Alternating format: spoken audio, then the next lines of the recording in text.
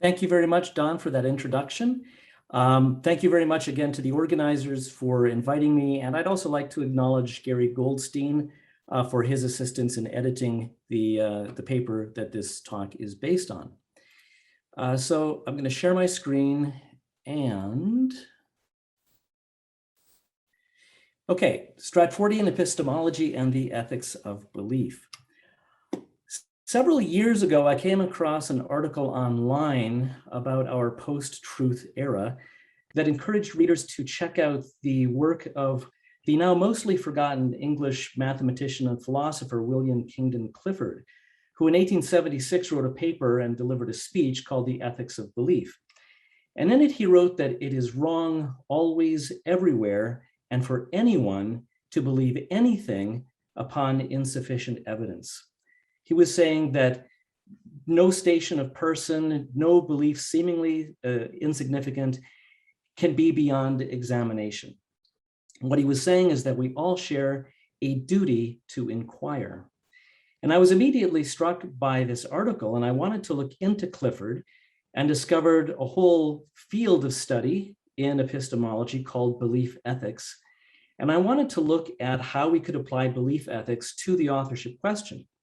After all, as Rick Wagaman mentioned, I think at the spring symposium, that the Folger Shakespeare Library was selling a t-shirt that said, "I believe Shakespeare wrote Shakespeare." Well, I was asking myself, what does it mean to say that belief in Shakespeare as Shakespeare is a belief?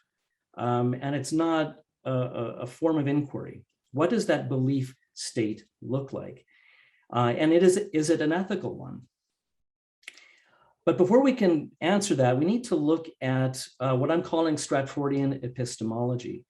Now, I don't think any Shakespeare biographer, any Stratfordian scholar actually even thinks about it this way. But I think the epistemology, the research paradigm, if you will, would look something like this: that a Shakespeare biographer's subject is works that they consider emerging from natural genius and imagination, rather than education and lived experience. They are also trying to study an historical person about which little is known. What is the basis of knowledge for the Shakespeare biographer? Well, there are biographical documents, but these are of no literary relevance. And they will also say, as we saw in the videos, that most contemporary evidence is now lost. But then the works themselves, they say, can offer us no knowledge about the author's life, social class, personality, or beliefs.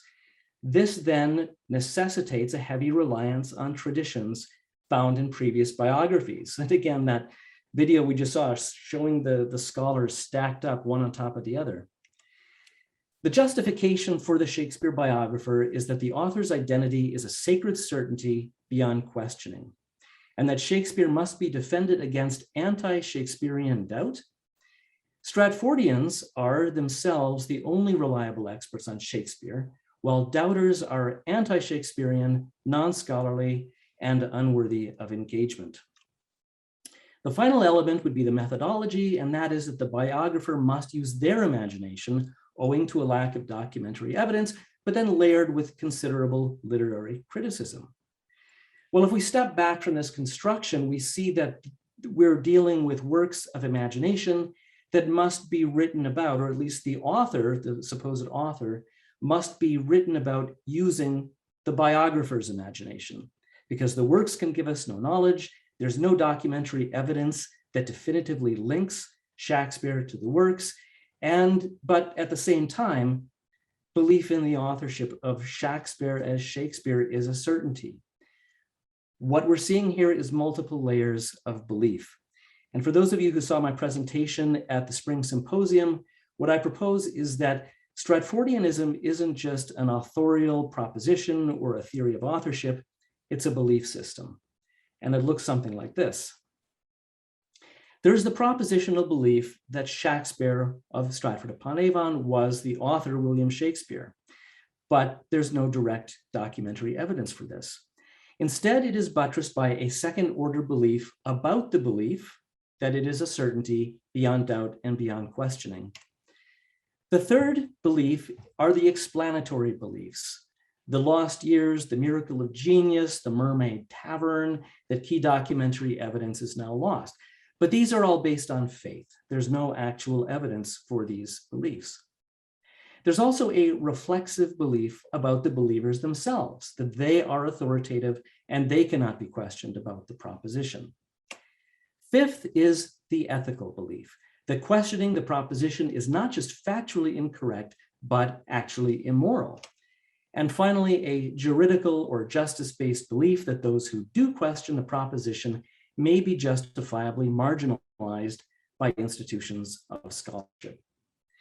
All of these levels of belief are mutually reinforcing.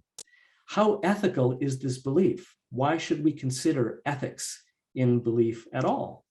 Well, belief ethicists say that we need to be concerned about ethics because inquiry must always be based on an honest search for truth. We can't cherry pick the evidence that we like and discard that which we disagree with or we find inconvenient. But the other thing is that we can, to some extent, choose to believe things for what's called non-epistemological reasons. Like billions of other people, I choose to believe in life after death. It brings me comfort. I can face life better that way. Do I have evidence for that? Of course not. The only way to get evidence is to die, and as dedicated as I am to research, I'm not willing to do that just yet. So there is this aspect of being able to choose. But if we have beliefs that are blameworthy, that are not based on a truth-conducive process, these can lead to other blameworthy beliefs, which actually turn out to be false. And if we take actions on those false beliefs, that has an impact on the real world. Other people who know us may call upon us to help shape their beliefs. So as belief ethicists stress, these are not just things that are in our head, but they have an effect on others and the world around us. Shakespeare was actually deeply concerned with the ethics of belief and, as Clifford put it, the duty to inquire.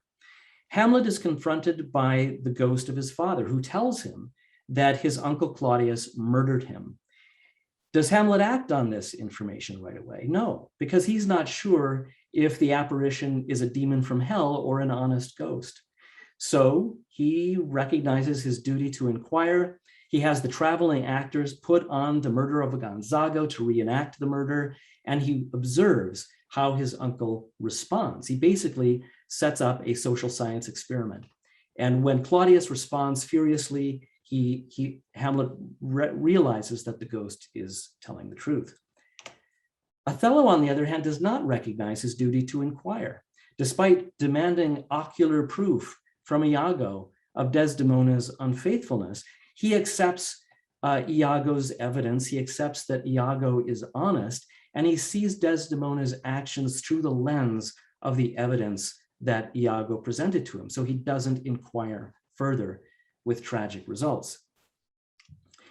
Stratfordians also often frame their criticism of post-Stratfordians and Oxfordians in ethical terms.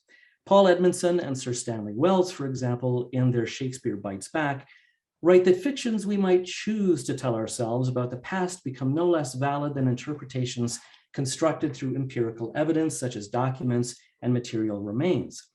Ultimately, they write, this is a deeply moral point. A denial of evidence amounts to a lie about the past. People who are duped by conspiracy theories find in them something they may like to believe. It may be enticing to believe about stolen documents, etc., but the belief itself doesn't make the fantasy true. So I doubt very much that they're familiar with the literature of belief ethics, but they are using that lens. But what if we turn that ethical lens back on Stratfordians and look at their beliefs and their assertions? What will we find? So I decided to give myself a crash course in belief ethics. I did my own research. I went on Facebook and Twitter and found out the things that people believe in.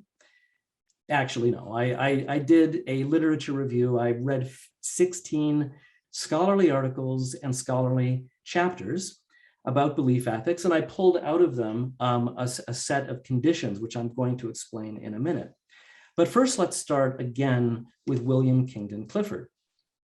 He wrote in his essay that if a man, holding a belief which he was taught in childhood or persuaded of afterwards, keeps down and pushes away any doubts which arise about it in his mind, purposely avoids the reading of books and the company of men that call in question or discuss it, and regards as impious those questions which cannot easily be asked without disturbing it, the life of that man is one long sin against mankind. Well, I'm sure this reminds you of certain people.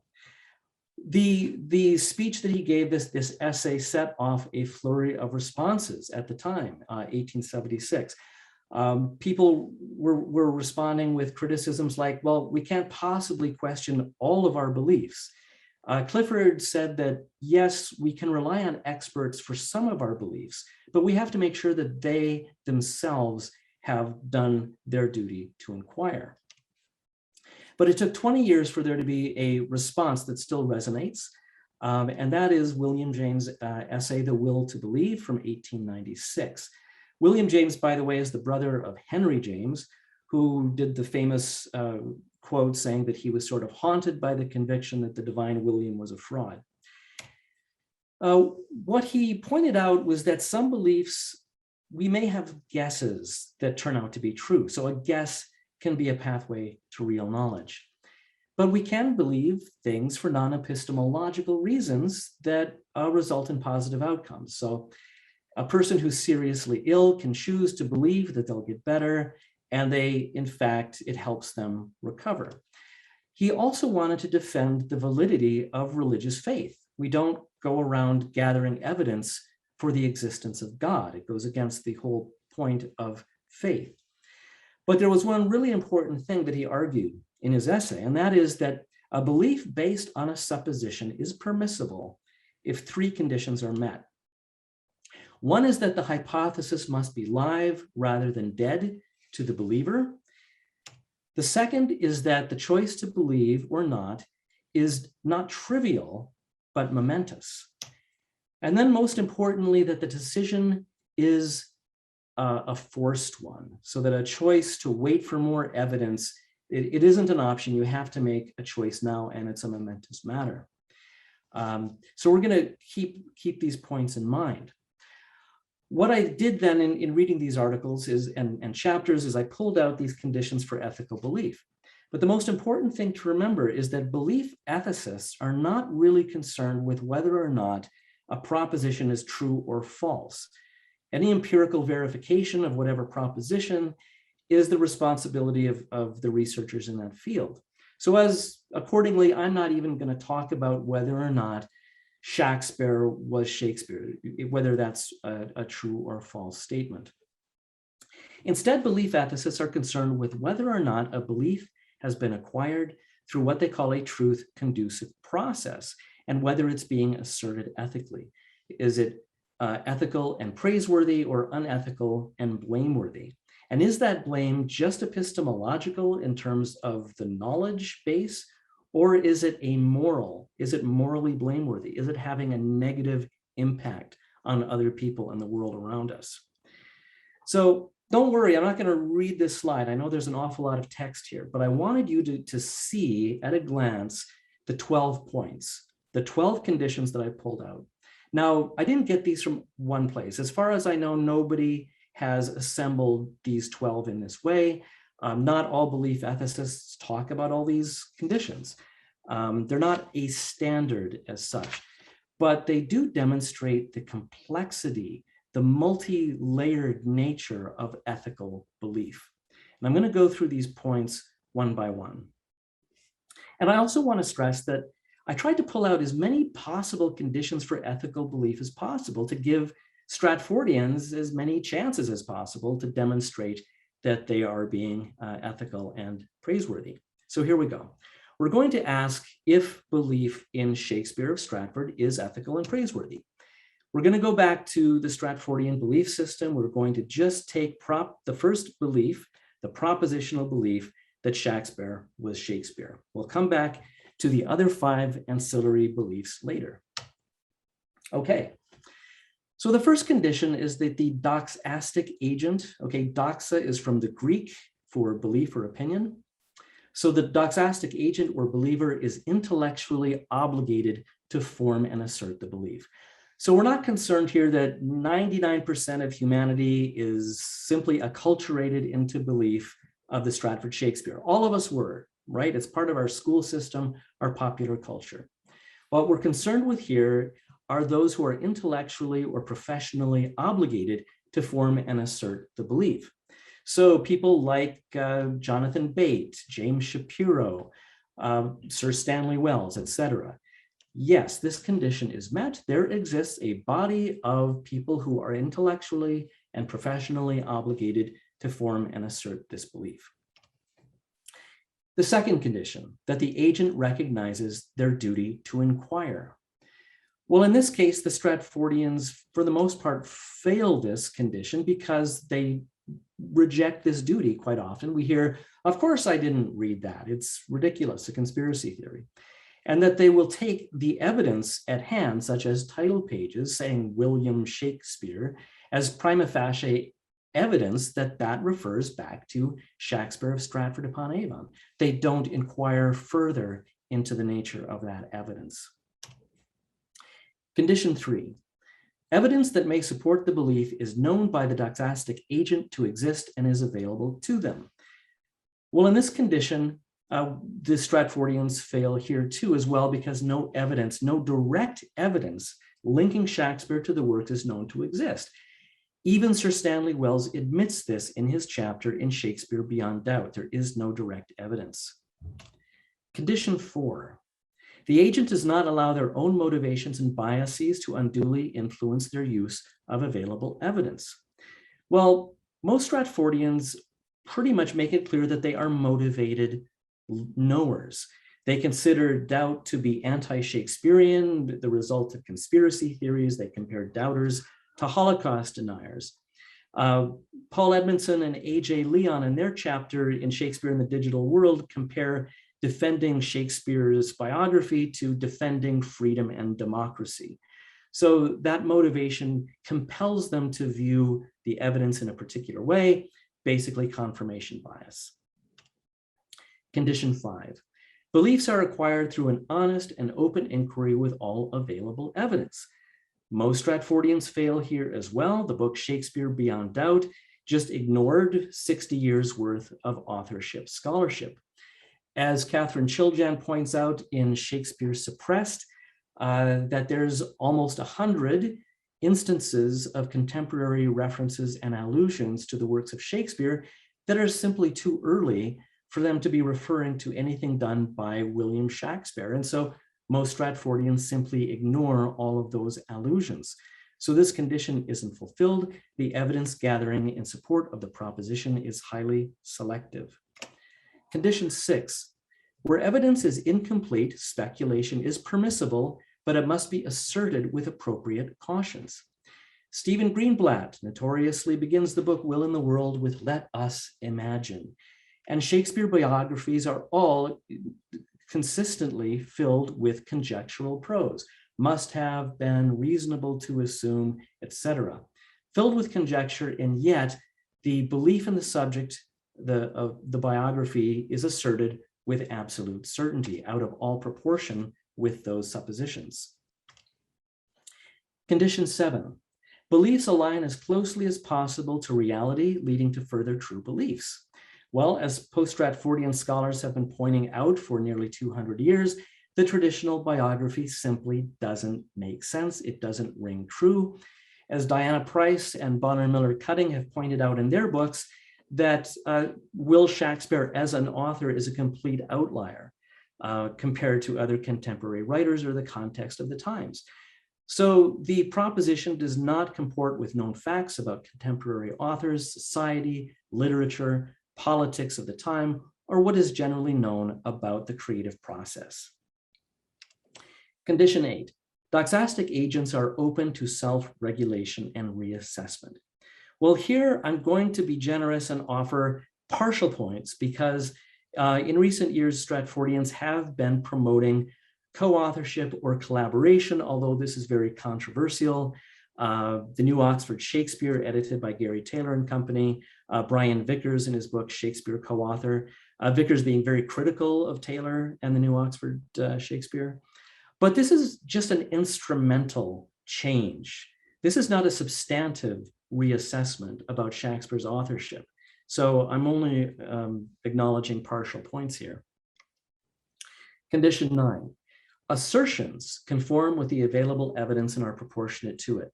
So here's where we take beliefs out of our own heads and we bring them into the world by asserting them. And assertions have to be proportionate to the evidence. Well, there is no direct evidence.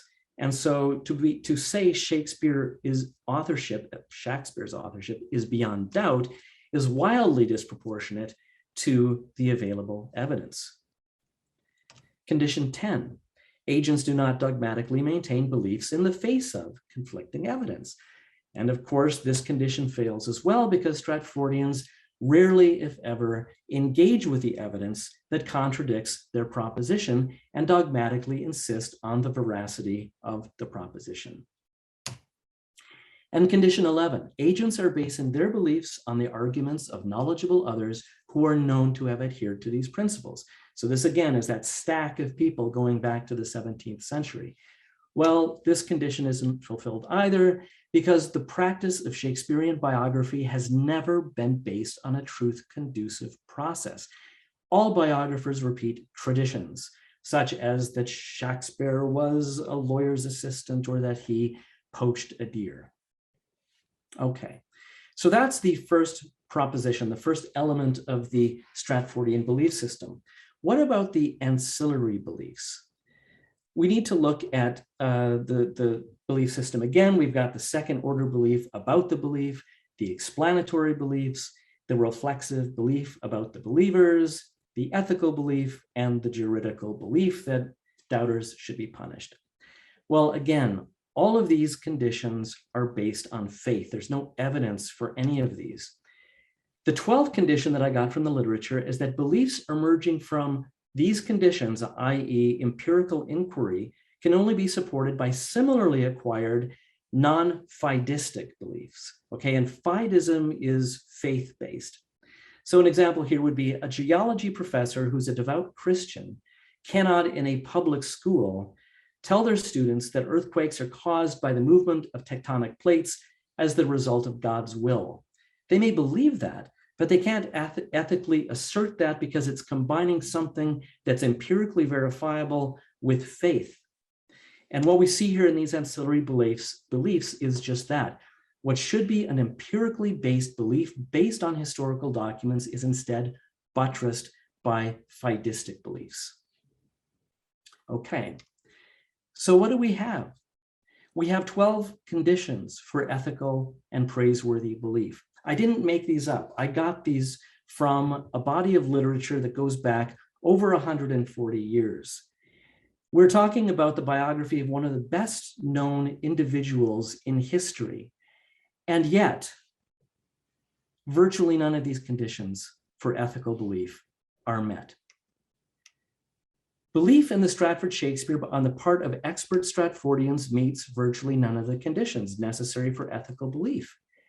Instead, it is supported primarily by ancillary faith-based beliefs. And it certainly doesn't meet William James' standard for when dealing with insufficient or ambiguous evidence. It's not a forced belief. No one is forcing Stratfordians to back Will Shakespeare as the author. There's time to reevaluate. Many post-Stratfordians are agnostic about who the author was. So clearly, the decision to emphatically insist that Shakespeare was Shakespeare is being maintained for non-epistemological reasons, because of cultural and intellectual inertia, because careers are based on it, because tens of thousands of books and articles have been written based on it.